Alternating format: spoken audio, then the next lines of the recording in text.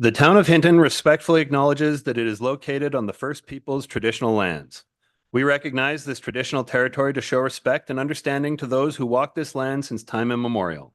Today, we uphold our ongoing responsibility to work together in the spirit of the intent of the treaties with all the First Peoples and nations that call this place home.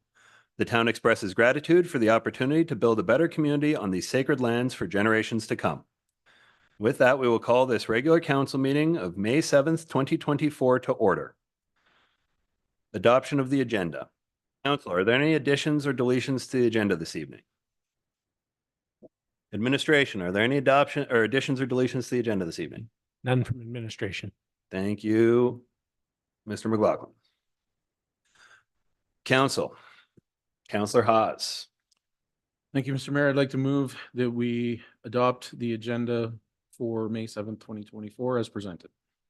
Thank you, Councillor Haas. Council, the motion on the floor is that council adopt the agenda of May 7th, 2024 as presented. Any discussion? Seeing nothing, we'll call the question. Councillors, please vote now. And that motion is carried unanimously. Brings us to section 3 of our agenda this evening, council minutes for adoption. Councillors? Councillor Haas. Thank you, Mr. Mayor. I'd like to move that we adopt the regular council minutes for April 16th, 2024, Committee of the Whole minutes for April 23rd, 2024, and the special meeting of council for April 30th, 2024. Thank you, Councillor Haas. Council, the motion on the floor is that council adopt the minutes from the regular council meeting on April 16th, 2024, the Committee of the Whole meeting on April 23rd, 2024, and the special council meeting on April 30th, 2024. Any further discussion? And councillors, please vote now. And that motion is carried unanimously.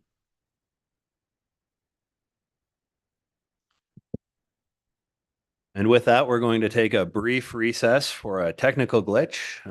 Secretary, my screen's gone blank here. I've got no control any longer.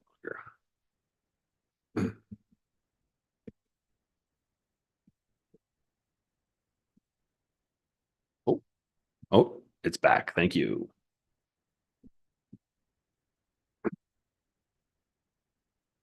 That will take us to Citizens Minute with Council. Minute with Council provides an opportunity where residents can address council regarding issues, events, celebrations, or concerns.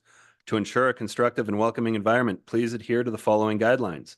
Keep your remarks concise, limited to roughly 1 minute. Address the chair of the meeting when speaking to council. Avoid asking questions as this is not a Q&A session, and maintain a respectful tone and language. First up for Minute with Council, we have Miss Marriott Bailey speaking on West River Road.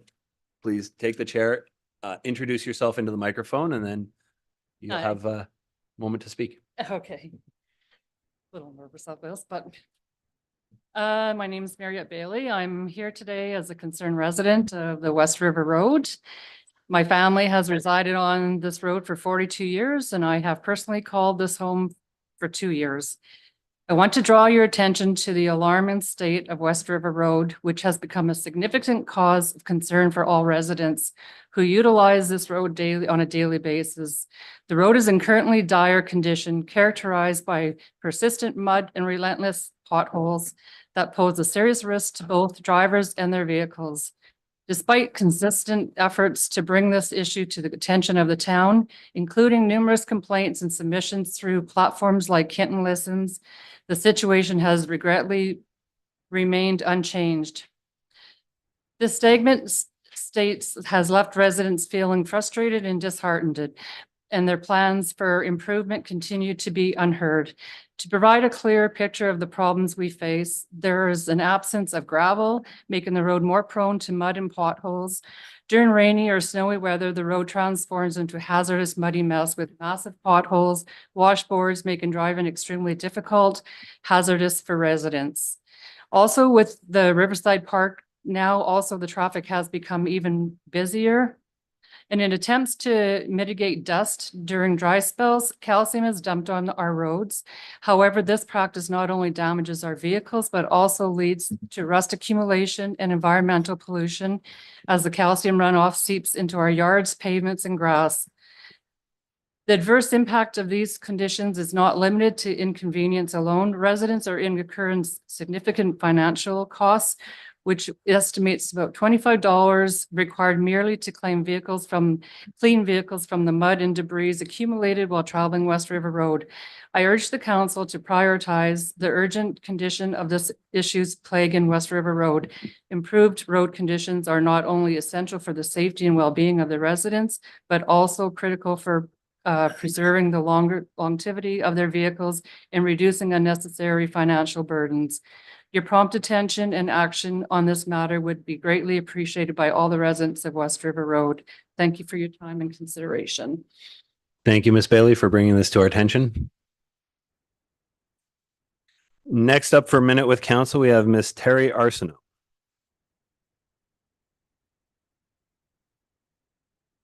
Hello. Hello, Ms. My name Arsenault. is Please Terry introduce Arsenault. yourself into the microphone and then speak your piece. Okay, I was at the last meeting for the auditor and found out that that Hinton's got a $24 million surplus. So why would you be putting up the taxes 3.3% for no reason at all? You know, okay, that's a big concern. Thank you, ma'am. And with regards to the auditor's report, and this is not a Q&A, but surplus in terms of the auditing speak does not mean surplus in the same way that, say, our prime minister might talk about the term. Well, I talked to him after and he said, yes, no, you guys do have a surplus of $24 million in your bank account. And again, that is incorrect auditor speak. It is called a surplus in the auditor's terms, but that is not $24 million that is available to the council to spend on behalf of the town. That's a different kind of surplus, ma'am. And the other thing is, like, I know the town is spending money foolishly, like electric van, like for what? Planting plants? I have no idea. But that's a waste of money. That's a waste of our tax money. We should have some say on that kind of idiotic doings. Like, Thank you, ma'am. okay. Thank you. And that concludes Minute with Council. Brings us to section 5 of the agenda this evening, delegations and presentations. And sorry, is there someone looking to speak for Minute with Council? Yes, please introduce yourself and yep. Hi, my name is Margot Sanders Calahoo. I'm also here for the West River Road issue.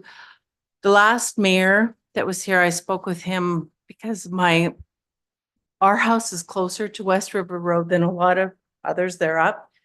And my mom had breathing issues and it was this huge thing because of the dust. And then, like Mary had said, the calcium causes a whole other issue too. And it is so bad down there, you guys. Like it's scary. I have Kaler Contracting next to us, thank God, because he will come. Because the dip between our driveways and the road, it gets so bad. Like you need something to get over it. And thank God. I mean, I don't know what those other people do. That I don't know if Kaler goes down there too. But I really want to put my 2 cents worth in that we need help. Thank you. Thank you, Ms. Sanders Calahoo. And that concludes our Minute with Council. Administration, can you confirm there's no delegations or presentations?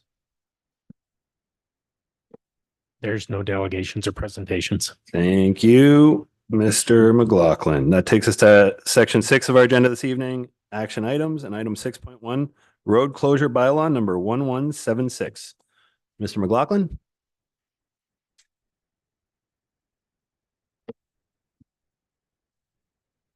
Thank you, Mr. Mayor. So this road closure bylaw is in front of us as a follow-up to first reading, which was back in March 21st, 2023. Alberta Transportation and Economic Corridors has now done their process on it, and it's and we can go on to second and third reading. There is a Schedule A at the back, which shows which road it is we're closing. And this is adjacent to the golf course lands that would allow that final subdivision to happen as part of that proposed development. And with that, I can take any questions. Thank you, Mr. McLaughlin. Council, any questions? Councillor Taylor.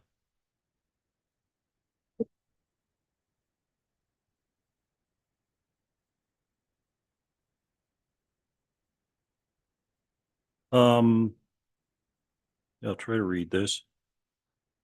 I guess my concern with finishing off with this road closure is that this essentially was originally planned to be the service road. And this commercial strip here plus the service road would have opened up that whole strip of commercial road along the highway from Kyle Road to Catamount, which is a absolutely valuable piece of property from a business opportunity point of view to the town or business along the side of the road. So if we don't do this service road here, does that impact that future opportunity in any way? You know, to have those businesses along the side of that road between Kyle Road and the highway. So, because eventually we're going to have to look at having that strip of road, like I see that narrow strip of land, commercial, and that's going to have businesses, and that's going to help grow the town. So, are we affecting that growth potential in any way by approving this? Mr. McLaughlin. Through the chair to Councillor Taylor. So when this was proposed, certainly the proposed development and the development lands were looked at as part of this decision, as well as always having the golf course located there going into the future. So this road was proposed to be closed so that when the development happened, the roads going into the future businesses and such would be on private lands, and the town wouldn't be the one doing the maintenance of those internal roads.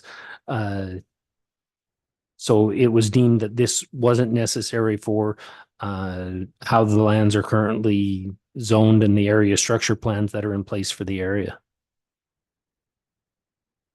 Yeah, right. I understand that. I'm just talking about the future and what this strip of land, what the logical development for this strip of land would be, and asking that this, does this in any way affect the future? If we change the area structure plan and get this stuff zoned all the way down to the highway properly, like I think it should be zoned, does us cutting off the road here impact that future development in any way? Or if we wanted to have a service road, we could just come off Woodley Drive and they could cross the road and we could continue on with the service road. And then the developments off the side of the road along the highway could continue. Understand that we don't need the service road for this development. I'm just asking if us not having this affects the future of what could happen along the highway. Understand what I'm saying? Mr. McLaughlin. Through the chair to Councillor Taylor. So the purpose of an area structure plan is to look out far into the future and determine the lands that are needed for all the different uses. And then as developments are put forward, we look that they jive with the approved area structure plans. So, I mean, to contemplate other development, as you're suggesting, would take redoing the area structure plans, which is something we could conceivably do. But at the same time, it prevents you from going forward with the current area structure plan, because that's the purpose of the area structure plan, is to provide us guidance in making these types of decisions. Counselor Taylor, did you have some follow-up to that?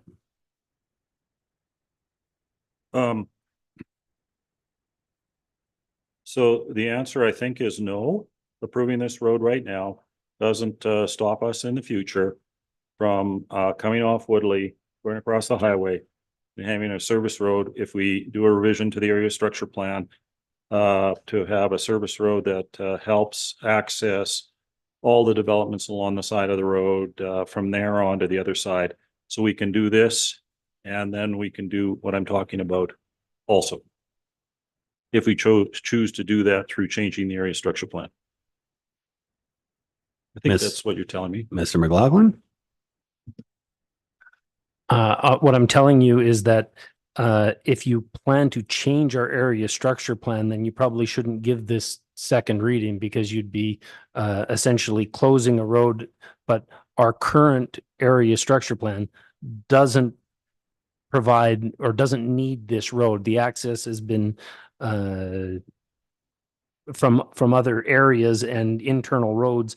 The access has been provided, but there wouldn't be a future access across from Woodley Drive. The lands wouldn't be accessed that way. The lands are accessed, but there isn't a proposed intersection there. But if that's what you're suggesting, then you should probably motion to defer this and have us look at that question and come back. But in terms of closing this is in alignment with our current area structure plan. Good. Thank you, Mr. McLaughlin. Thank you, Counselor Taylor. Counselors.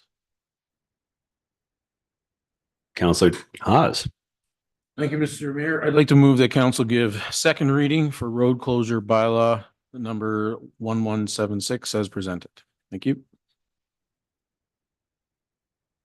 Thank you, Counselor Haas. Counselors, the motion on the floor is that council give second reading for road closure bylaw number 1176 as presented. Any discussion? Seeing nothing, we'll call the question. Counselors, please vote now.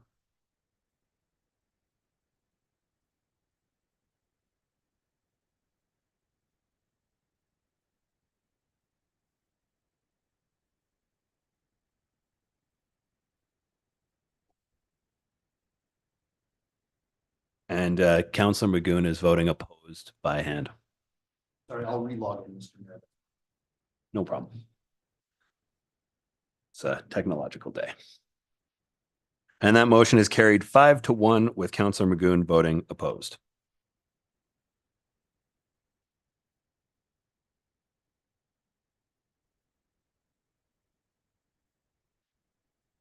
Council, anything further for item 6.1 on the agenda?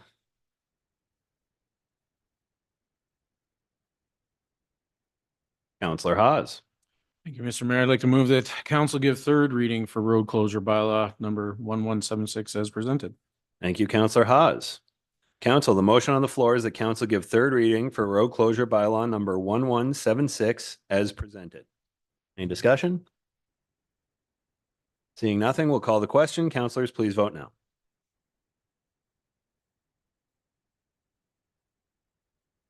And that motion is carried 5-1 with Counselor Magoon voting against.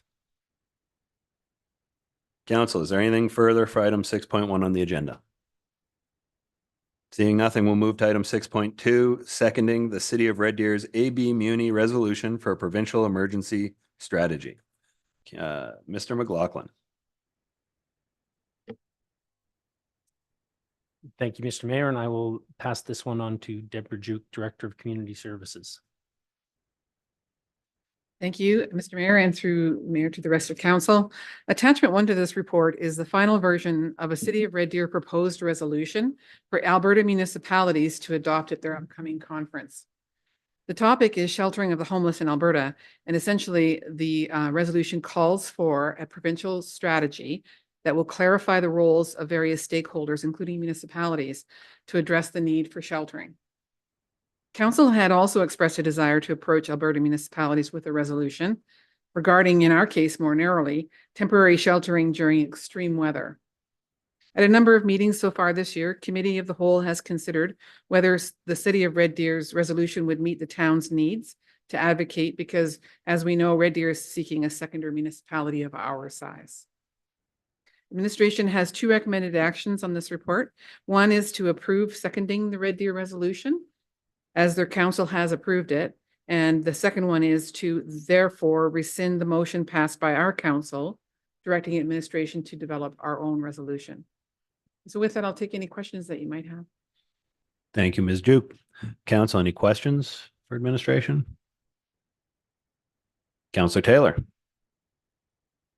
Are we going to be an official seconder with this for sure, or we don't know yet?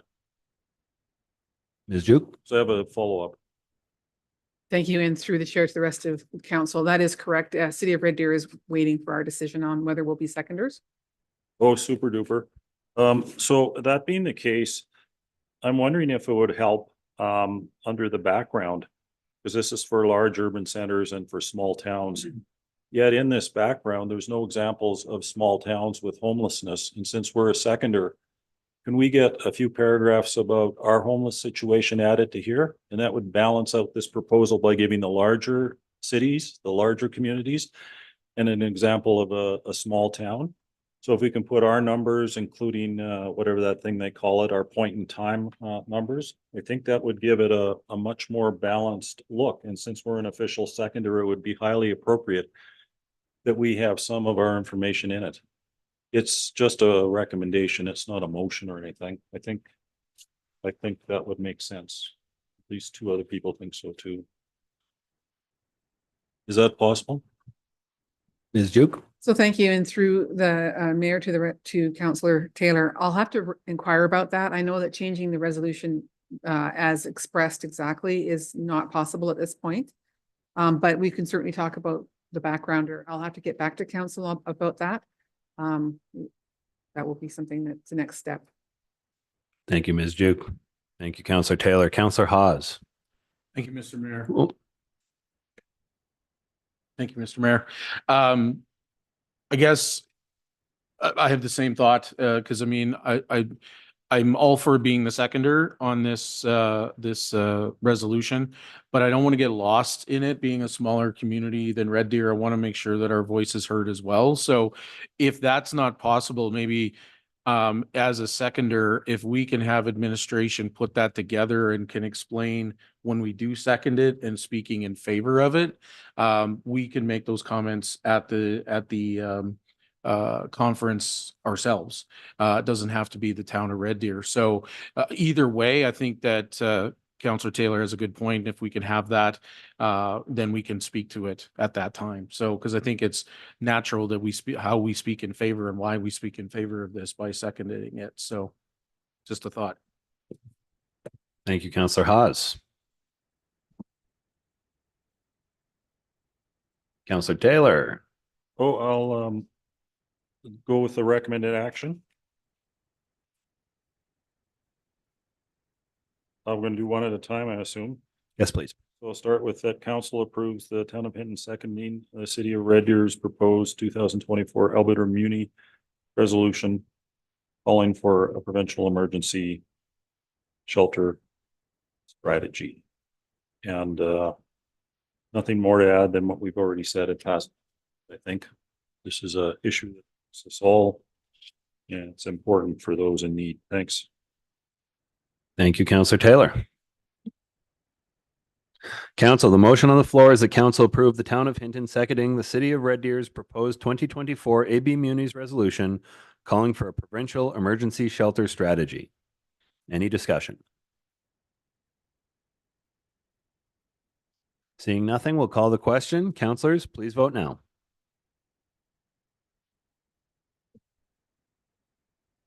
And that motion is carried unanimously. Councillor Hawes.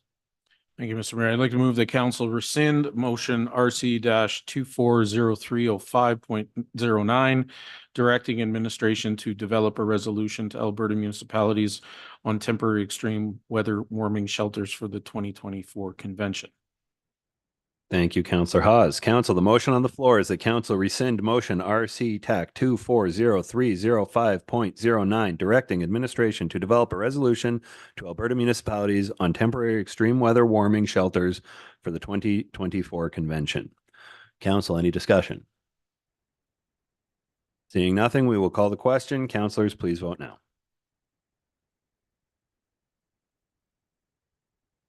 And that motion is carried unanimously. Before moving on from item 6.2 of the agenda, administration, is there anything that you would require from council at this time to bolster the information provided in that Red Deer resolution to include our situation with homelessness? Ms. Duke? Thank you. And through the mayor to the rest of council, it would be nice to have a council motion just directing administration to develop some information for the backgrounder and or to present at the conference itself when seconding. Thank you, Ms. Duke. Councillor Taylor? What she said. Thank you, Councillor Taylor. And Ms. Duke, and if you could work with the secretary to get that written up, thank you. Don't think if you don't have to.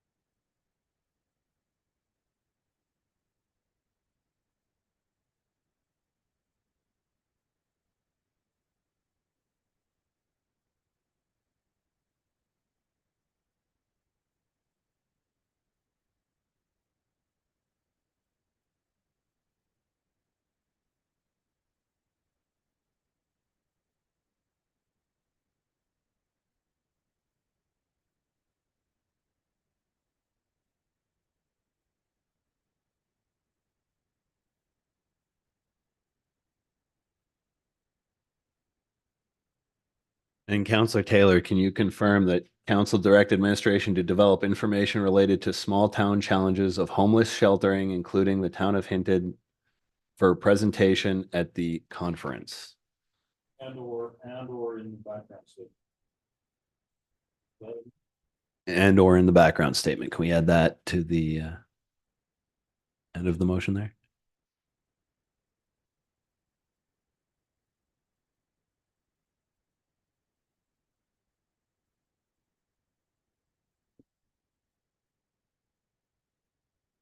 And can we specify the conference as the AB Muni's conference, please and thank you.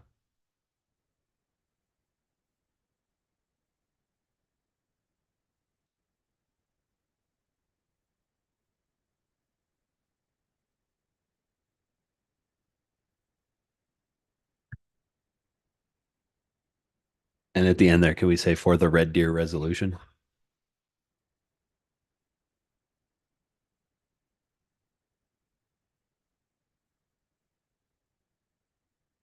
Thank you. And Councillor Taylor, can you confirm the wording of this motion matches your intent?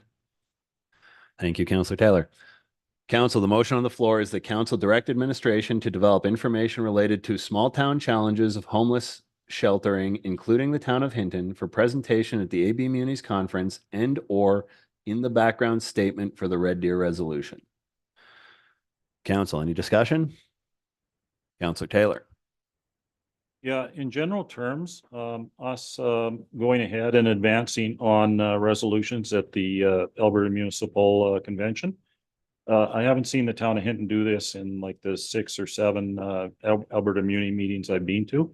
So to me, it represents a step forward for us on advancing our concerns of our citizens to go to that extra level of bringing our issues forward to the province. So I think I think these are good initiatives on ways to get provincial policy adopted that we haven't necessarily done in the recent past.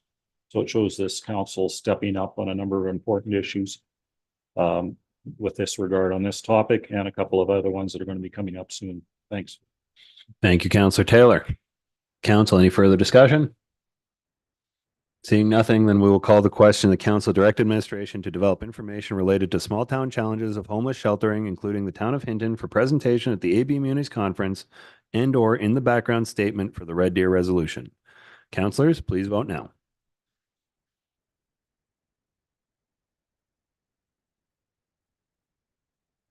And that motion is carried unanimously.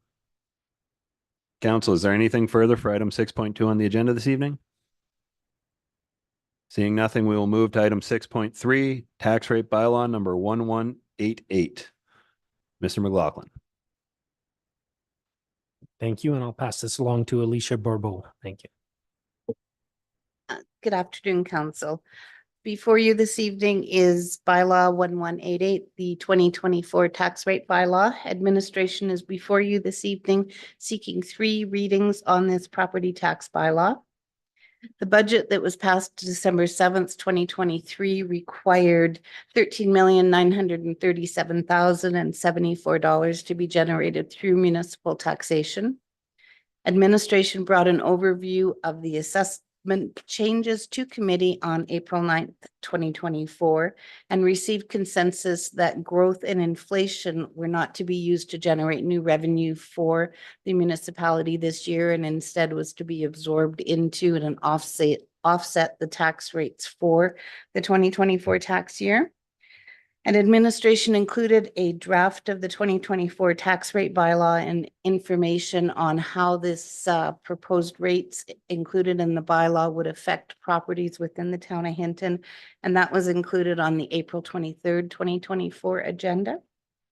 So with the passing of this bylaw this evening, municipal rate of taxation for residential and non-residential properties will see a decrease of 1% from the 2023 municipal tax rates. And with that, I'll take any questions. Councillor Magoon. Thank you, Mr. Mayor. And really, I'm clear on it, but I think potentially folks who are watching this on our live stream or what have you, they can expect that for municipal residential, there will be a decrease of 1%, municipal non-residential, a decrease of 1%, school residential, decrease of 2.5%, and for seniors, a decrease of, call it 1.6% rounding. Is that correct, Ms. Borbo? Through to all of council, that is correct. And then as a follow-up, Mr. Mayor, Go ahead. and this is the part where people get confused sometimes because they'll get their tax bill and they'll still see an increase even though the taxation rates have actually gone down. And then that's primarily linked to whatever the assessed value of an individual's home is over time, which is not controlled by the town of Hinton. It's controlled by an independent assessor, and that's governed by provincial legislation. So even though your tax rate can go down, if the value of your property has gone up, that's where you can get that differentiation. So it's important for individuals to know that because sometimes that causes confusion. Thanks. Thank you, Councillor Magoon. Councillor Taylor. As a follow-up to that important point, yeah, the assessments have gone up, the tax rate's gone down. Overall, it means that the citizens are going to experience about a 3% increase in the amount of money they pay on their property this year over 2024. That doesn't mean that each citizen is going to get a 3% because there'll be some houses where the assessment's gone up higher than other houses. So those people might be paying 5-6%. Other people, their assessment went up very little, so they'll be paying very little in the way of an increase. But on average, when you take those two factors in, we're looking at a 3% increase in taxes, but not every citizen's going to get that because it depends on what's happened with your assessment as well. So it's a point that causes concern every single tax year that I've been involved in. Thanks. Thank you, Councillor Taylor. Councillor Magoon. Thank you, Mr. Mayor. I'd like to make the motion that council give first reading to tax rate bylaw number 1188. Thank you, Councillor Magoon. Council, the motion on the floor is the council gives first reading to tax rate bylaw number 1188. Any discussion? Seeing nothing, we'll call the question. Councillors, please vote now. And that motion is carried 5-1 with Mayor Nixon voting against. Council? Counselor Ostashik. Thank you, Mr. Mayor. I'd like to move that council give second reading to tax rate bylaw number 1188. Thank you, Counselor Ostashik. Council, the motion on the floor is that council give second reading to tax rate bylaw number 1188. Any discussion? Councilors, please vote now.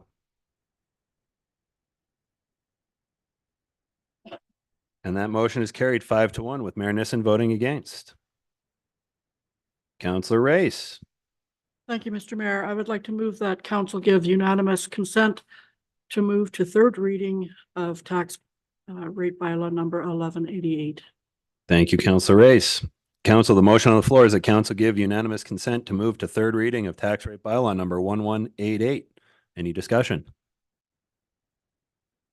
Seeing nothing, we'll call the question. Councilors, please vote now. And that motion is carried unanimously. Counselor Taylor. I'd like to give the motion that council give third reading to tax rate bylaw 1188. Thank you, Counselor Taylor. Council, the motion on the floor is that council give third reading to tax rate bylaw number 1188. Any discussion? Seeing nothing, we'll call the question. Councilors, please vote now.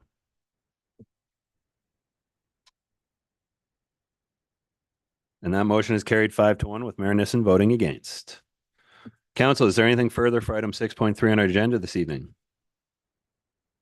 Seeing nothing, we'll move to item 6.4, appointment of audit services. Mr. McLaughlin. Thank you, Mr. Mayor. I'll also pass this one along to Alicia Barbeau. Thank you, Ms. Bourbeau. Thank you. Administration is before you this evening to request the extension of audit services with the audit firm of JDP Wasserman and Associates. Finalization of the 2023 year-end audit will conclude the contract that the town of Hinton is currently under with the firm. As noted in the background of the report, the firm was appointed for years 21 and 22, which were years that definitely had some challenges. And at the end of 2022, administration took steps to address those challenges with the primary partner for the audit firm and resulted in a new auditor being appointed for us this year. I'm very pleased to report that the audit services received for the 2023 year end were significantly improved. We, administration and the accounting services department, feels that there's a lot of value in retaining the same firm just for that consistency and work with them to upgrade our reporting and some of our internal controls. So at this time, we're asking for an extension to the services. The pricing that they gave us shows a little bit more than a 3% increase for the first year, and then a less than 2% or less than 3% increase for each year thereafter. And we're looking for a 5-year extension, but if council is agreeable to doing a lesser amount, then we certainly would accept that as well. With that, I'll take any questions. Counselor Taylor. Not fully understanding why we would extend for a full 5 years, somebody who's caused us difficulties in their the way they've audited for us in the past. They've got 3 years, we're going to extend them 5 years. It's going to give them like an 8-year term with no opportunity for competition. So why are you recommending that we do that? Because these guys have had problems in the past. That's almost a recipe for going for somebody different and trying to go for a request for proposal. So I don't fully understand why we would want to go another 5 years. Can you Ms. explain Bourbeau? that to me? Through the chair to all of council, there's a number of factors. Firstly, the first 2 years we had an individual who was subcontracting through this firm. We found that to be not agreeable to us. The individual who we received this year, and we have assurance will be receiving for the full term if we go, that will be the senior audit partner, so the owner of the firm. Additionally, using a smaller boutique firm has some drawbacks for timing, but they come in at a considerably lower cost to the town of Hinton for their services. They're also more willing to share with and develop our own internal staff so that we can work towards reducing our accounting services bills throughout the year rather than just continually accepting the increases that come forward. We will also be faced with a forced retirement of our accounting system that the town of Hinton has used for more than 25 years, I believe. With that forced retirement, there's going to be a significant amount of work in migrating over to a new system, and we really feel that having familiarity on the audit side will assist us with that. Thank you, Ms. Barbeau. Follow up?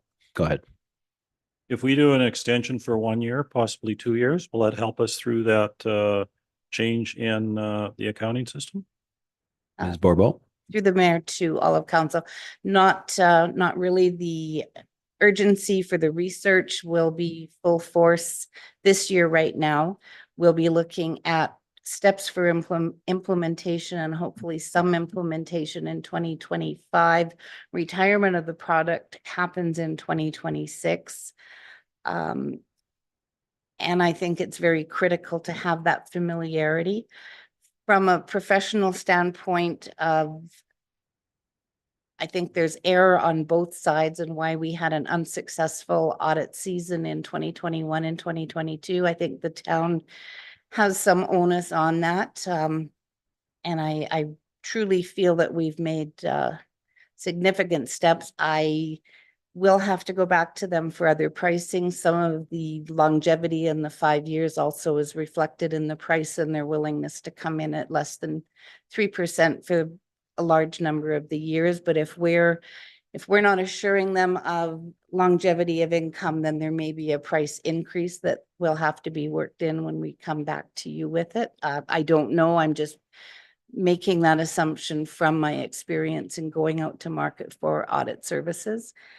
We paid, as it notes in the report, close to $50,000 a year in the prior years before we went with this firm. And that's more than $20,000 a year that this firm is offering to do services for the audit for the next 5 years. Thank you, Ms. Barbeau. Councillor Haas. Thank you, Mr. Mayor. I had some of the same reservations that amount of time based on what you've said, but at the same time, I guess my question is that with any contract, there's always a way if things aren't working that if need be could end that contract. I imagine is that the case in this situation as well? We're saying 5 years, but there's always an out usually. Ms. Barbeau. Through to all of council. There isn't necessarily an escape clause written in with your accounting services. When you're appointing your auditor, you're generally appointing them for the term. But as with any relationship, there would be an opportunity, just as we went to them with in 2022 and expressed our extreme dissatisfaction and let them know at that time that we wouldn't be renewing if there wasn't significant changes.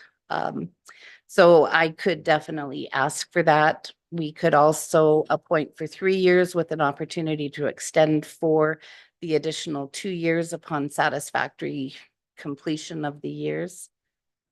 That is another opportunity. Just from a personal perspective and for the department in itself, I see this relationship being a really good one. And if we move forward with it very confidently, I really am hesitant to even suggest that there would be a downside. Thank you, Ms. Barbeau. Follow up? I'd like to make the motion and then speak to it. I'd like to make the recommended action. The council approve the extension of the appointment of audited services to JDP Wasserman and Associates for a 5-year period commencing with the 2024 year-end audit and concluding upon the finalization of the 2028 year-end audit. If I can quickly speak to it, we started off rocky. I think some of it was a combination of a lot of turnover, COVID, sicknesses, and then, just to our own systems and that, and Wasserman coming in new. It was rocky, but I have to say this year was not that way at all. Seemed very professional. I do like also the fact that, yes, it is less money than normal, but also it's a smaller group. I understand from a smaller company that can dedicate more time to our organization, which I imagine would be a benefit to us as well at a lower cost. We've had larger companies before and we're just part of a community that they work with, but they come in, they do their thing, they go out, but not a lot of I guess contact, connection and support after the fact. So that's why I'm making this motion moving forward. So thank you.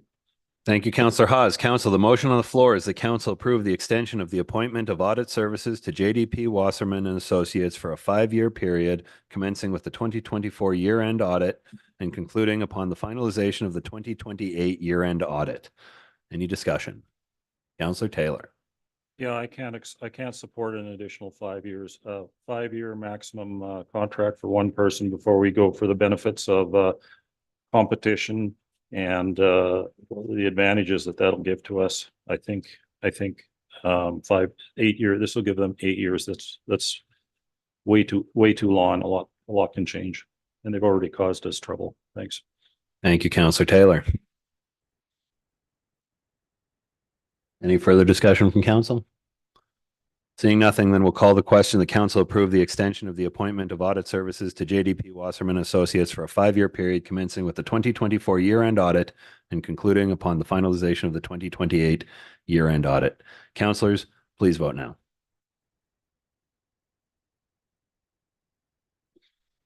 And that motion is carried 4-2 with Councillors Taylor and Ostashik voting against.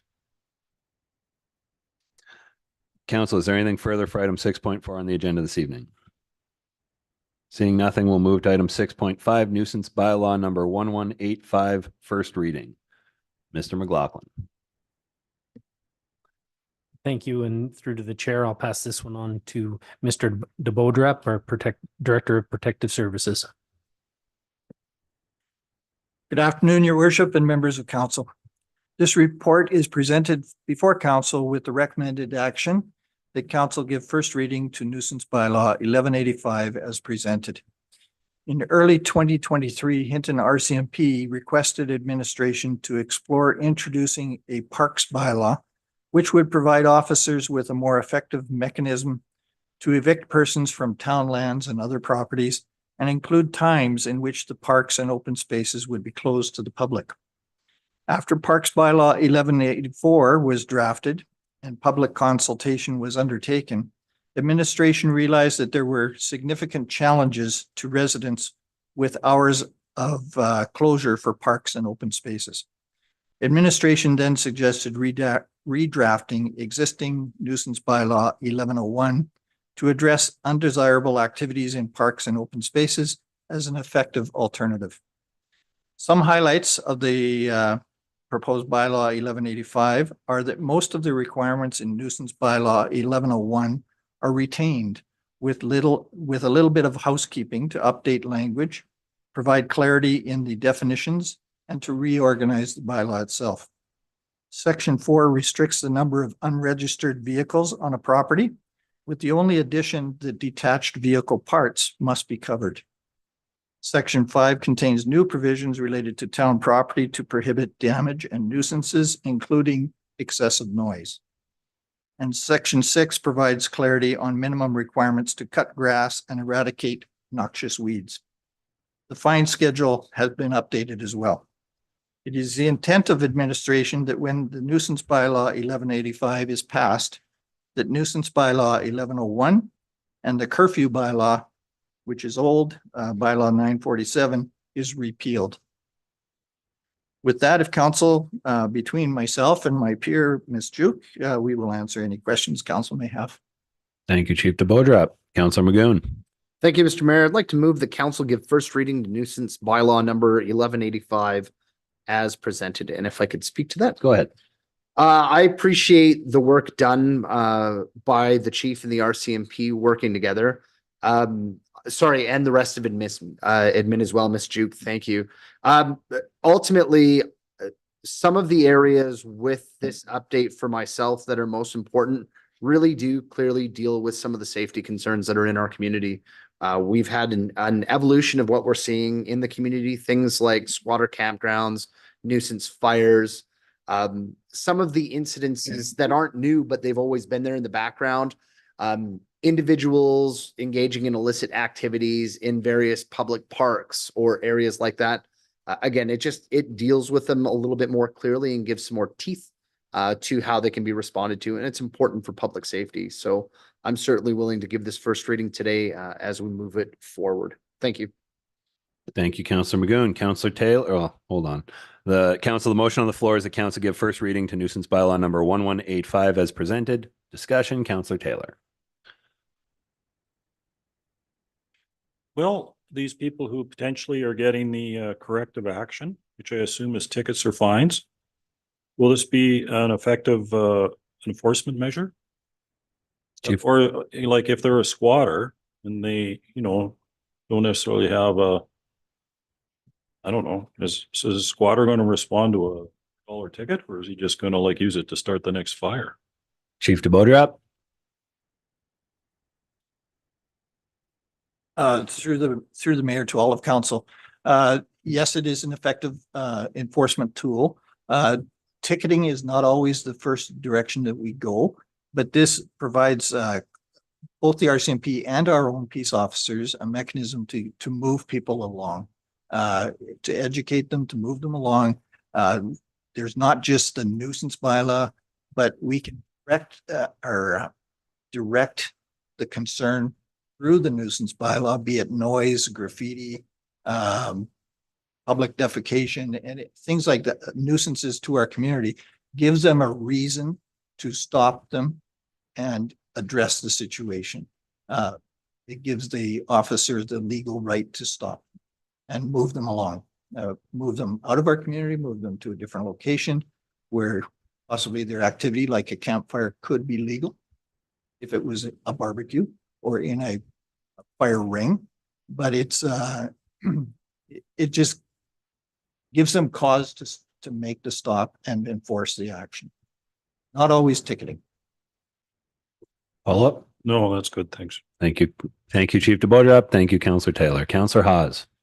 Thank you, Mr. Mayor. I'll be in favor of this. I think it's a long time coming. I guess one question, and I'm not certain, but one of the issues that has arisen over in the past is the occupancy on Crown land and no jurisdiction. But does this help that if there is noise coming from the Crown land, it's a nuisance in our community? If it's noxious fumes from fires, does that give then us the more capability to then go on to Crown land and enforce our nuisance bylaw when it's not on our land? Chief DeBodrop. Through the mayor to all of council. That's a tricky one for me to answer, but I'll try and handle it. We do not have jurisdiction to enforce our laws on Crown land, but we can make a recommendation to enforcement officers with the province, and they deal with cleanup orders, any fires. We do have the authority under the fire bylaw to fight fires and to proceed on Crown lands for fires within town limits. So this is just another tool that officers can use to enforce bylaws, but we can't do a lot on parks land. Recommend to the province to take action. So if I may follow up. Go ahead. So even that in itself, if we've got recommendations to say a camp that's on Crown land, but it's continuously a nuisance to our community, would give us more leverage with those other agencies, provincial agencies, then is what I'm hearing. Chief DeBodrop. Oh, Ms. Duke. Ms. Jukes. I would just like to add to what Chief DeBodrop has been saying. So the Crown within the town of Hinton is a property owner like any other. So it becomes the owner, and any occupier that they authorize through license is also someone that is responsible for what happens on the Crown land. So obviously, we don't want to make work for our colleagues. We would obviously assist and collaborate with them to address issues on Crown land. But it is not the case that that this bylaw has no powers on those lands within the town. It does, but how we would go about it perhaps is a little bit differently. So if I may follow up. Thank you, Ms. Juke. Yes, Councillor Haas. So what I'm hearing you say, and maybe I'm incorrect, but it would be then ticketing the province. If they're the owners of the land, then we could technically ticket them as a nuisance as the owner, which would give even more leverage, I would guess, or am I incorrect?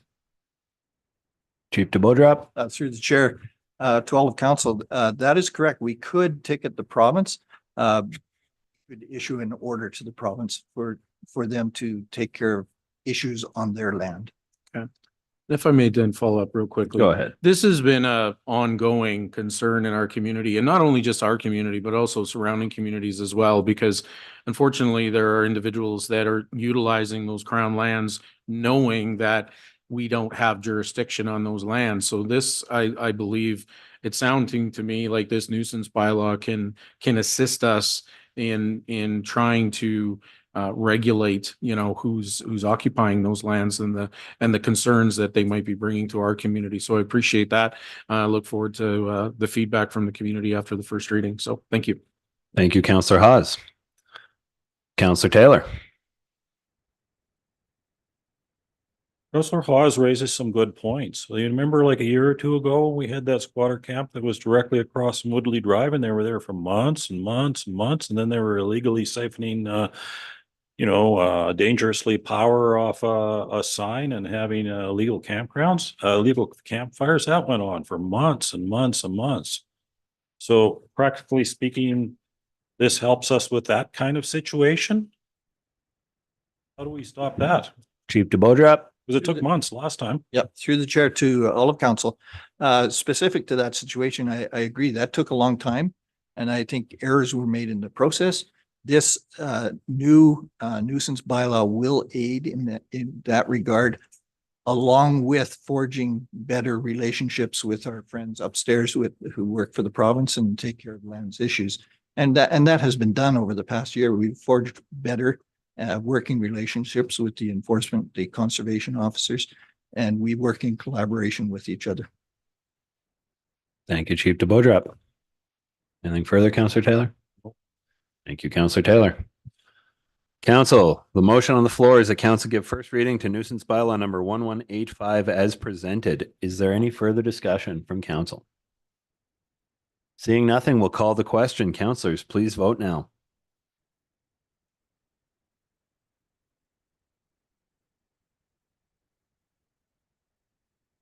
And that motion is carried unanimously. Council, is there anything further for item 6.5 on our agenda this evening? Seeing nothing, we'll move to item 6.6, sound reduction panel, Hill Courts. Mr. McLaughlin. Thank you, and I'll hand this one over to Ms. Juke. Thank you, and through the mayor to the rest of council. So this report comes to you today. This request for decision is a condition of proceeding with the sound reduction panel project approved for 2024 to mitigate noise at the Hill Courts by Gerard Redmond School. Council requested additional information on the potential reduction of noise that could be realized by the panel installation. And short of a sound study analyzing the volume, quality, direction, and range of noise generated at the courts, administration has taken a sample panel, and projected the potential noise reduction based on those specifications.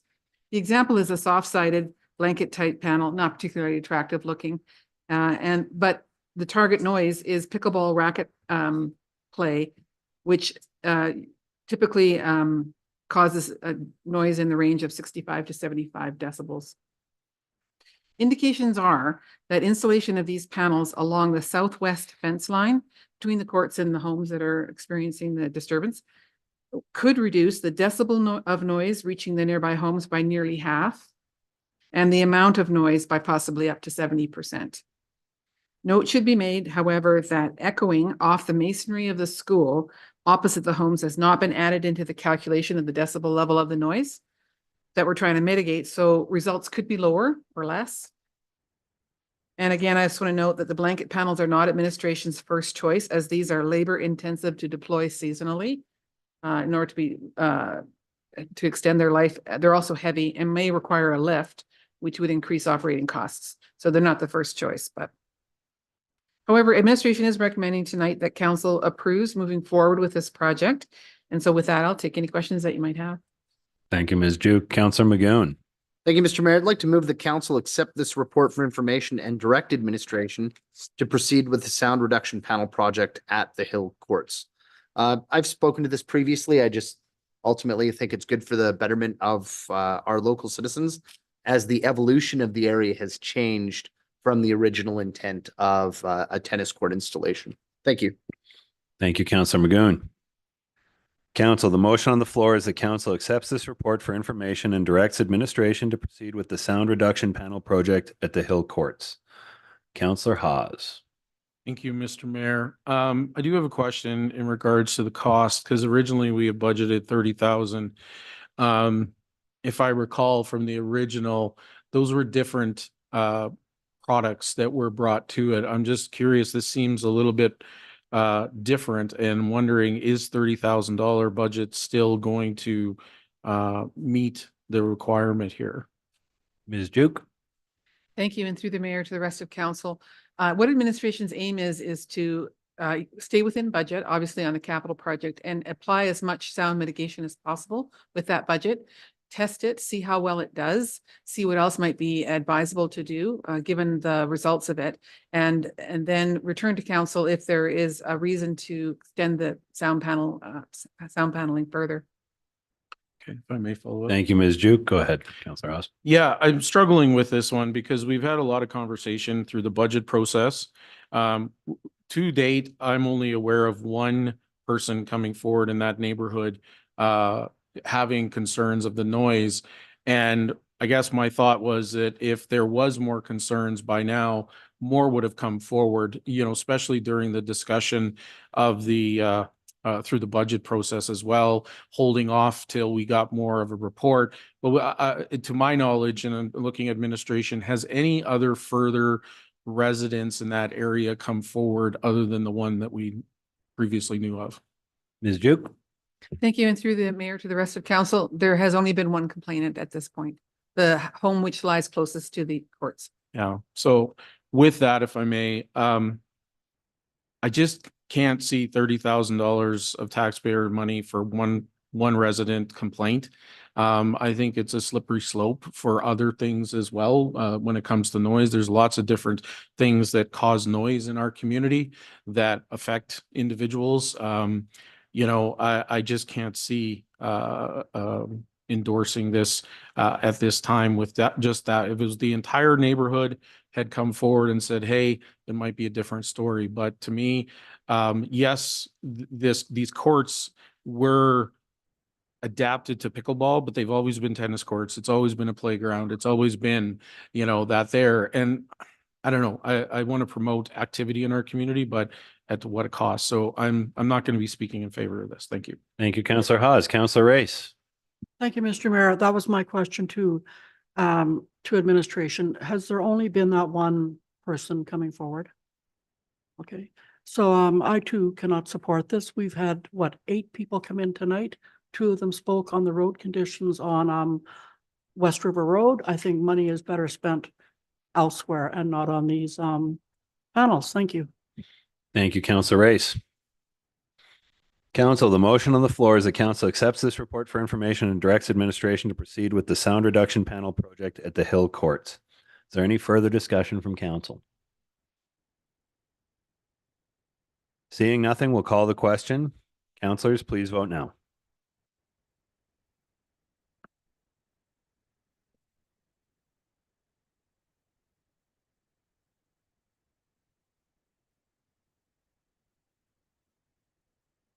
And that motion is defeated 5-1 with Councillor Magoon voting in favor. Council, is there anything further for item 6.6 on the agenda this evening? Councillor Ostashik. Thank you, Mr. Mayor. I'd like to move that council accept this report for information and cancels the sound reduction panel project at the Hill Courts. Thank you. Thank you, Councillor Stashik. Council, the motion on the floor is that council accept this report for information and councils the sound reduction panel project at the Hill Courts. Any discussion? Seeing nothing, we'll call the question. Councillors, please vote now.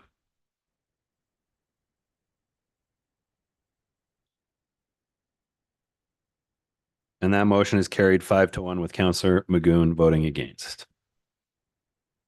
Council, is there anything further for item 6.6 on the agenda this evening? Seeing nothing, we'll move to item 6.7 on the agenda, Waterline Realignment Request, Eastridge Village. Mr. McLaughlin. Thank you, Mr. Mayor, and I'll be presenting this report myself. Council did look at this issue at one of its committee of the whole meetings and passed a motion to bring it forward to this meeting. This particular property faces a number of development issues, and the landowners have come to us looking for our cooperation in addressing one of the many difficulties with this property in order to prepare the property for development. When council did review it at committee of the whole, it was administration's understanding that they were asking that for the water line to be paid for at the time when the development was known, but we've since had further discussions with the landowner, and they would actually like to proceed with lowering the water line as soon as they can, possibly early next year. The two options presented to council in this report, the first one was administration's understanding following the meeting. The second one is what the actual landowner is requesting at this time. I wanted to highlight council's attention to that discrepancy. We have went ahead and drafted an agreement that if council passes a motion tonight, we will finalize the agreement and enter into an agreement with the landowner. This agreement was drafted on the basis of option one. However, if council passes option two tonight, obviously we will make changes to that agreement. So we would know how to do, we would know what changes to make, and so council doesn't have to worry that we wouldn't make those adjustments. And with that, I will take any questions. Thank you, Mr. McLaughlin. Councillor Taylor. I'd like to propose that we proceed with option two. That council directs administration to enter into agreement with the landowners on 200 Brenham Way to contribute 2,000 and 4,000 towards lowering the water line on their property when the water line has been relocated and as-built and easement registration has been completed. Would you like to speak to it?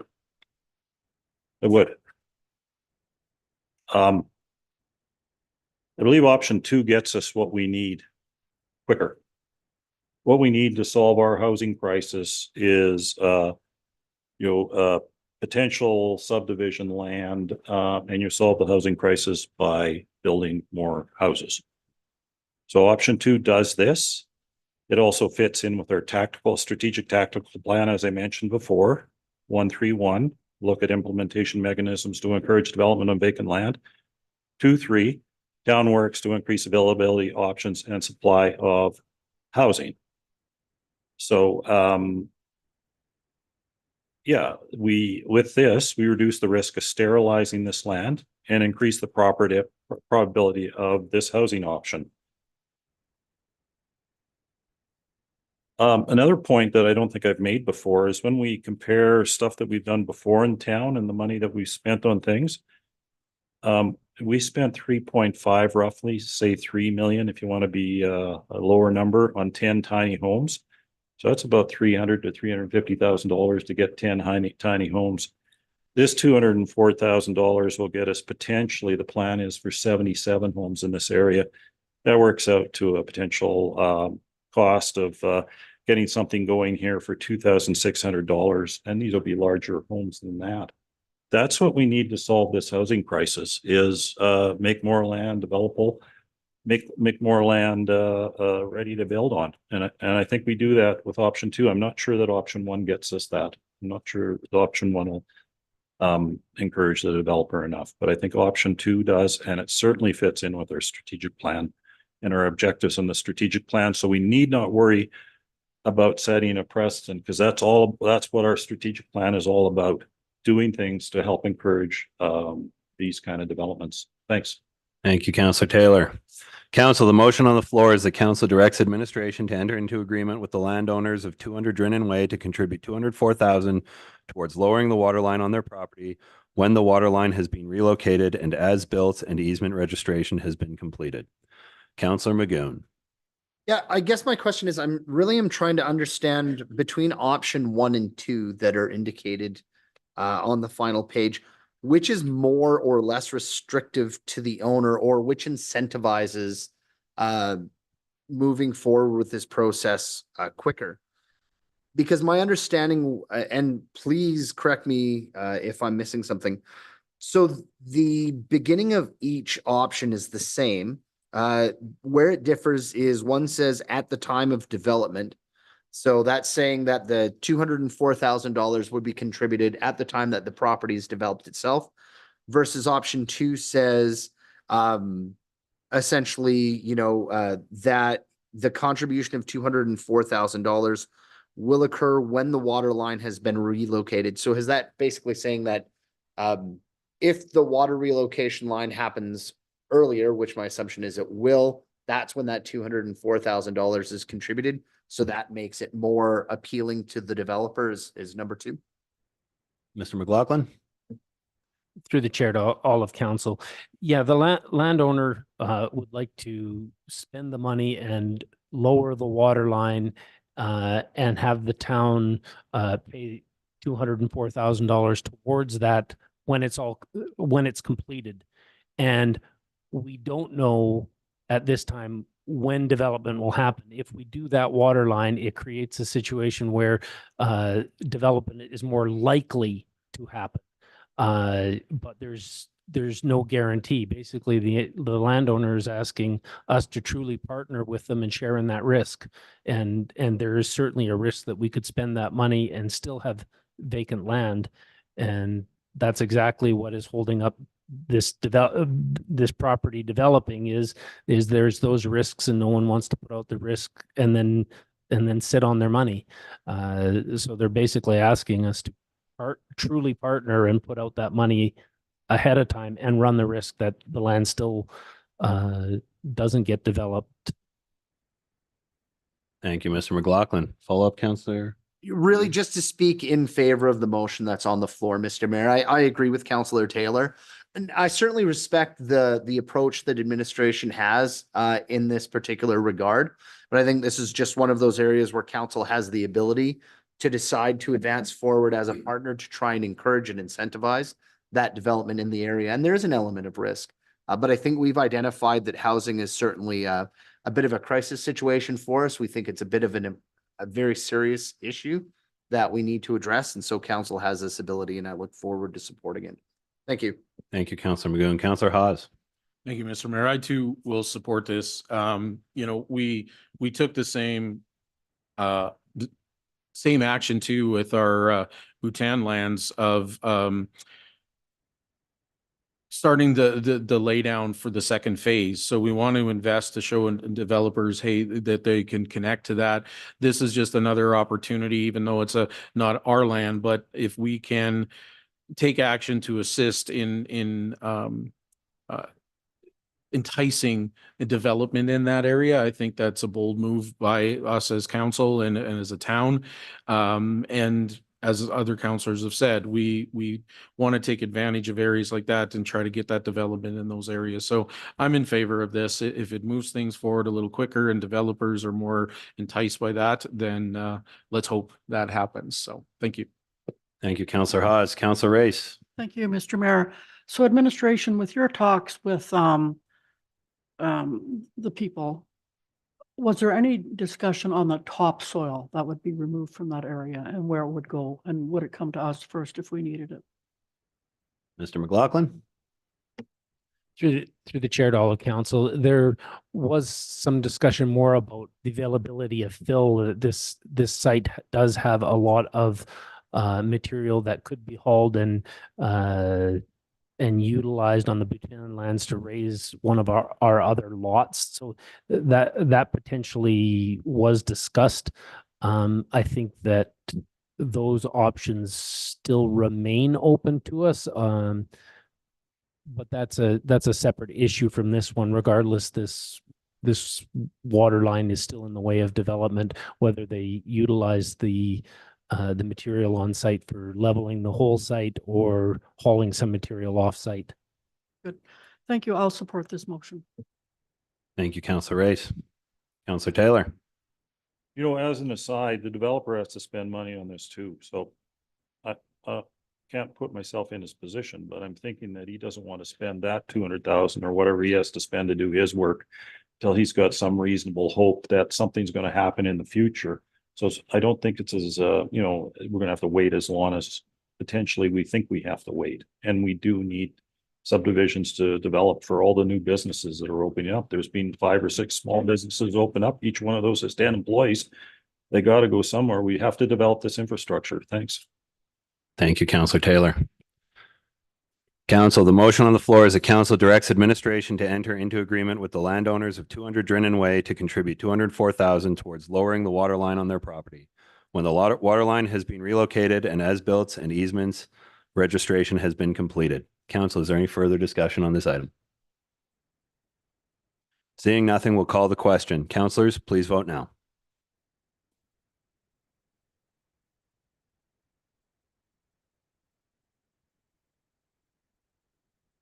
And that motion is carried 5-1 with Mayor Nissen voting against. Council, is there anything further for item 6.7 on the agenda this evening?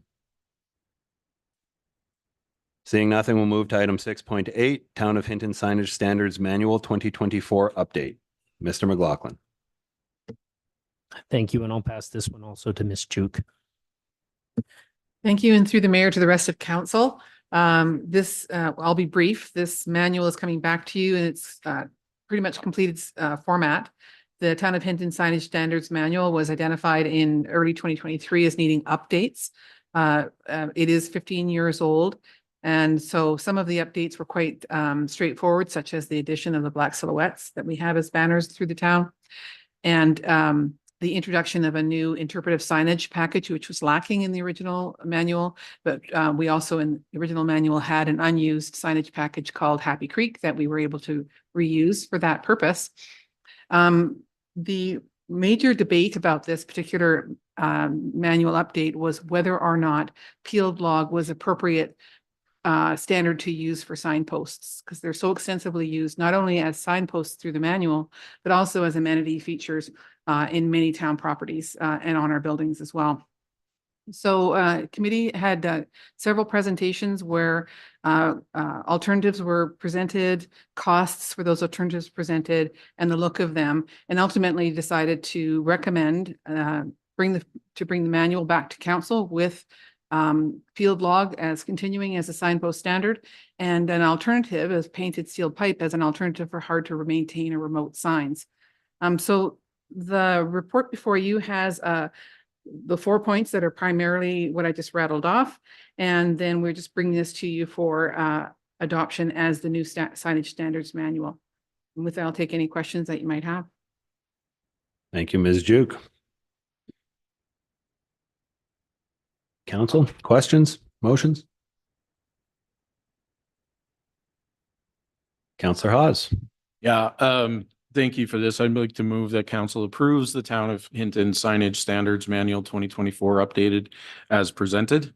And if I can quickly speak to it. Yeah, we've had lots of, conversations over this, and, we want to try to get our signs to be more maintenance and longer longevity as well. So I think we've done a good job, and to the contractors as well for their recommendations as well. So, and to administration. Thank you.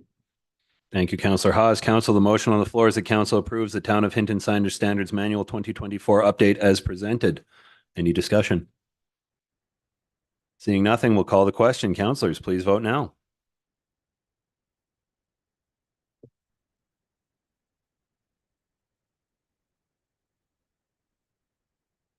And that motion is carried unanimously. Council, is there anything further for item 6.8 of the agenda this evening?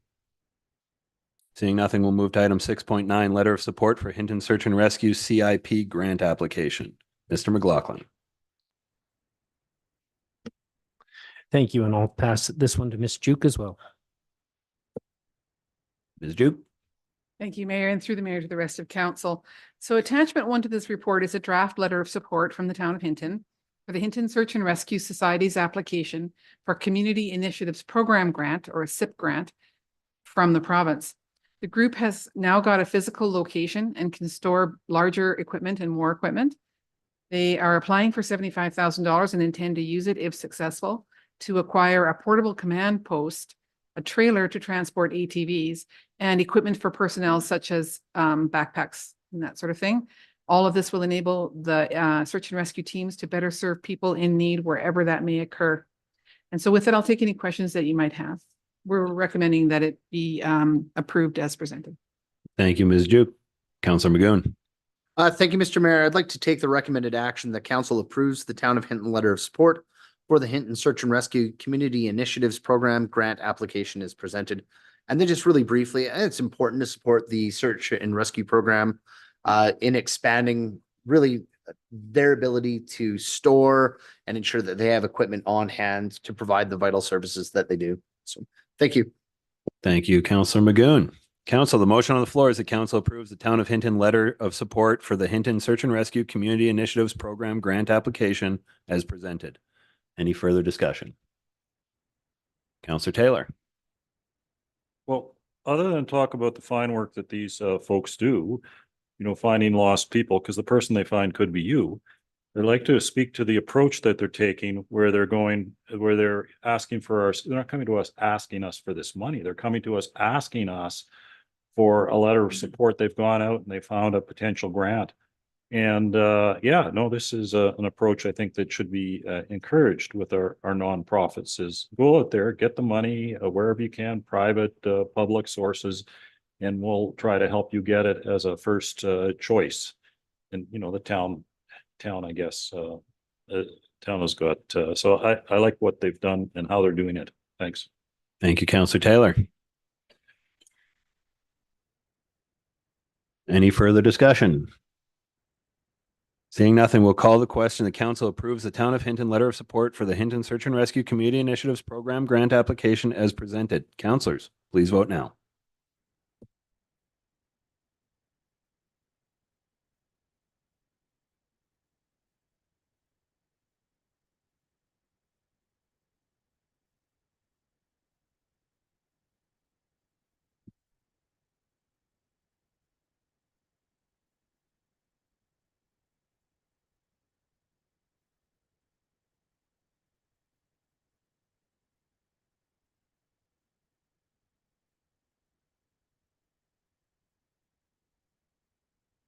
We appear to be having some technical issues with our voting system. Let's cancel that out and call the question again, please, Secretary.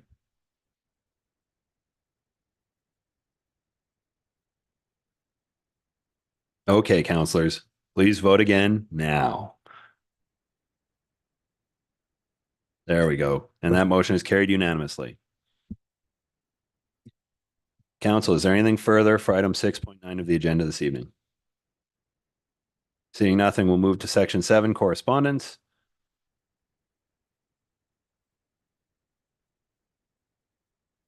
And would council like to discuss any of the correspondence or accept for information? Councillor Hawes. Just a quick reference to, if I could, just wanted to make a quick reference to Seniors Week that's coming up. Again, a lot of work has been done in the background from Randy Smith at FCSS and all the group that also is, there's a lot of events happening. So I just encourage our citizens to take a look and take part in that. You know, I'm looking forward to a lot of those things that are happening and seeing that schedule of events. So that's all. With that, I'd also move to accept the correspondence for information. Thank you, Councillor Hawes. Council, the motion on the floor is that council accept the correspondence for information. Is there any further discussion on the correspondence? Seeing nothing, we'll call the question. The council accepts the correspondence for information.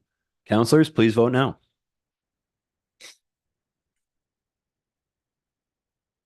And that motion is carried unanimously. Councillor Race. Thank you, Mr. Mayor. I have a question for administration. On page 133, the letter from Minister Loewen. Third paragraph, he says to us, he really encourages us to consider the program in the future. And that program is the Forest Reserve Improvement. It's a program that they're saying we really want to get on. Have we given consideration to that? Chief DeBodrap. Through the mayor to all of council, that Councillor Race, you're referring to the FRIA grant? Yes. Yes. We have given consideration to that. We've received funding from the FRIA grant in past years. We applied for 2 FRIA grants this year in the amount of $200,000 each, and we were denied both of them. So we give it every consideration. Every time they have an intake, we make application for FRIA granting. Thank you. Thank you, Chief DeBodrap. Thank you, Councillor Race. Council, is there anything further for correspondence? Seeing nothing, we'll move on to section 8, notices of motion. Administration, are there any notices of motion this week? No. Thank you, Mr. McLaughlin. We'll move on to section 9, reporting and council reports. Councillor Ostashik. Thank you, Mr. Mayor. I have nothing to report. Thank you, Councillor Ostashik. Councillor Magoon. Thank you, Mr. Mayor. Just very briefly, I met with the mayor and administration to work on updating our procedural bylaw in terms of our committee. The work is ongoing, but we did have a very productive first meeting, but there's a lot to chew through. So thank you. Thank you, Councillor Magoon. Councillor Haas. Thank you, Mr. Mayor. A couple of things. First off, the CBC network visited both the museum in our community and also our path, and they interviewed staff and pictures. So May 11th at 10 a.m., on May 12th at 12 p.m., and May 13th at 11 a.m., we will be on the CBC network. So I saw that there's an invite to anyone that wants to join people listening in to come and join them at the library, or sorry, at the museum on May 11th at 10 a.m. So that's exciting. I also want to mention it's been out there, but Beaver Boardwalk, there'll be some maintenance crews working diligently for one thing. Second, our Beaver Boardwalk Oversight Committee is meeting next week. And to continue our discussion on wayfinder signs, we're at a point where we've decided that there will be 3 main loops, one that is low impact, medium, and higher, and it's now just naming those. So we're going to be tasked with that at our next meeting and look forward to getting those wayfinder signs up here this summer. And lastly, Saturday, I spent the morning, afternoon with a keen group of citizens in our community, along with our fire department, and also there was youth council there. We had some youth from Harry Collins School as well, dedicating and volunteering their time to actively fire smart our neighborhoods and the yards in which we were. The group was, we went to each person's residence, took a look at it, and offered our assistance with any cleanup or any moving of things as a result of it. So it was a fun day. It was wrapped up with a barbecue of hamburgers that were donated. I can't remember who donated them. I'd have to look at Chief DeBodrap for that. And also to Tim Hortons, they donated coffee and muffins and donuts in the morning. And as a result of that, I also went home and had to cut my own tree down in front of my house, because apparently, what is it, Chief DeBodrap? Cedar trees or what? You can have your cedar or you can have your house. it's your choice. Yeah, so Cedar Tree is gone now, so. But yeah, thank you very much to that crew and to the citizens, and looking forward, there will be, they're on their way, but signs that will be then issued, and if you're willing to put it in as your yard is fire smarted, to try and entice others to take a look at their yards, and also to call the fire department for an assessment. And I think that's really important that we're clear on the role of our fire department is to come out, take a look at your yard. These were a bunch of volunteers, and maybe we'll have some other opportunities for that. But when it really comes down to it, the fire department is not going to be doing the work. They're going to be sharing with you what needs to be if they choose to, and then it's up to the homeowner to do that. So that's all I have. Thank you. Thank you, Councillor Hawes. Councillor Race. You have to cue the microphone there, Councillor. Thank you. Thank you, Mr. Mayor. So on Saturday, I got an invite from the Filipino community to attend their basketball tournament at the high school. I was so impressed with the number of people who were at that event in the audience. So that day they had 8 teams competing. I was only able to stay for the opening ceremonies, and I think I missed the ball toss just by minutes. It was a very successful weekend, I heard. Then from the basketball, I went to the fire smarting. Councillor Hawes has basically covered everything I needed to say about that. I do want to thank Fire Chief. I want to thank Alexa. I want to thank Addison Vidri. The councillors from our youth council, Harrell, Jada, Sterling, Finn, Madison. It was just wonderful to see them out there working as hard as they did. I really want to encourage everybody who's listening, everybody on council, everybody in this room, if you haven't done it so far, please do your certification 101 in fire smarting. It takes you like 30 minutes. What you learn in that 30 minutes about fire smarting your home, your property, is just amazing. And the more people we get to take that 101 certification, it places us in a good lineup to get grant money. So I cannot encourage people enough to take that training. Another thing that happened on Sunday, there was within our Indian community, there was a very religious day.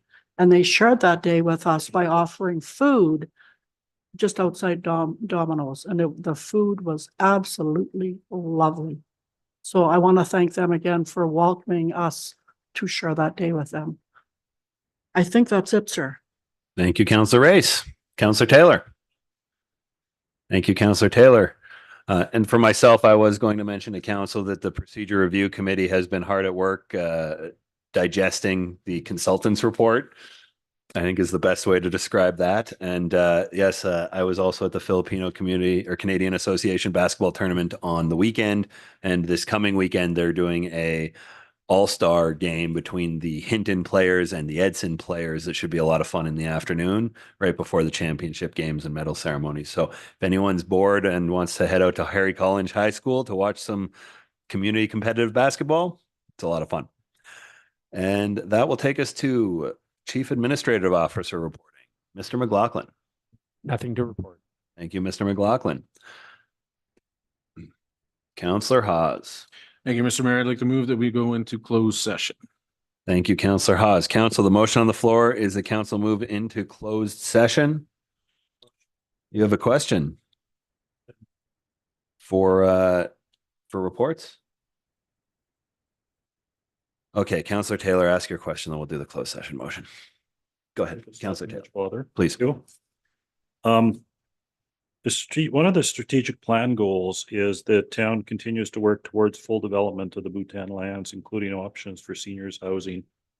And because the critical nature of housing in town, you give us a status report on the Bhutan lands strategic plan item and what's being achieved there. Mr. McLaughlin. The reason why I ask is that if I don't get anything in the way of an update that something concrete is happening, then I would probably proceed with a notice of motion, but I don't want to do a notice of motion that's going to conflict, with something that we've already got in the works. Thanks. Mr. McLaughlin. Yeah, through the chair to all of council. Yeah, so our strategic projects is actively working on that. Recently, they did do, they're reaching out to Evergreens and seeing if they have a partner there. There was the previous motion that council made looking to try and attract a development there, and we're waiting on a grant there. So if that grant landed, there would be something happening. So there's a number of things happening, and it will be coming forward to you probably early July in terms of all the different options and things that could move forward with that with those properties. Okay, perfect. Thanks. Thank you, Mr. McLaughlin. Thank you, Councillor Taylor. Let's go back to Councillor Hawes and we'll remake that closed session motion if you don't mind. Thank you, Councillor Hawes. Mr. Mayor, I'd like to move that we go into closed session. Thank you, Councillor Hawes. Council, the motion on the floor is the council move into closed session at 5:34 PM. Any discussion? Councillors, please vote now. And Councillor Race is voting affirmative by hand. Thank you. And that motion is carried unanimously. We're in closed session. Please take 5 minutes of recess as required.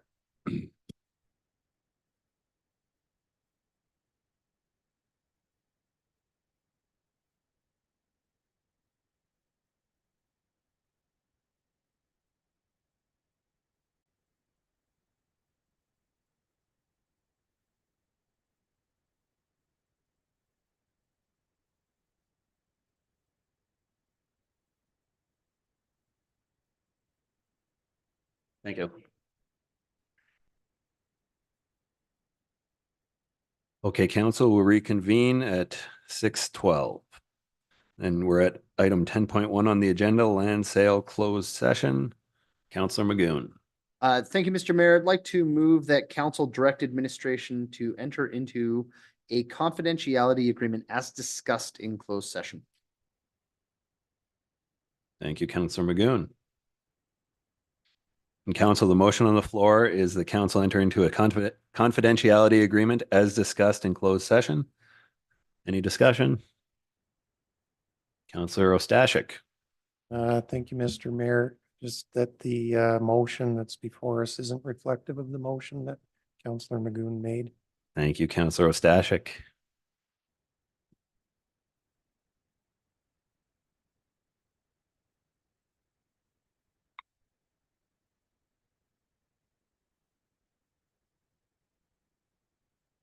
Okay, and it's back. And Councillor Magoon, can you confirm that the motion that is on our screens is correct, that council enters into a confidentiality agreement as discussed in closed session? That's correct. Thank you, Councillor Magoon.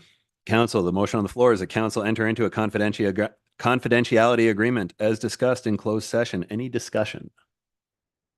Seeing nothing, we'll call the question. Councillors, please vote now. Councillor Race. In favor by hand? Excellent. And that motion is carried 4-2 with Councillor Hawes and Mayor Nissen voting against. And that concludes section 10 of our agenda this evening. Councillor Magoon. Thank you, Mr. Mayor. I would move that we adjourn. Thank you, Councillor Magoon. Council, the motion on the floor is the council adjourn.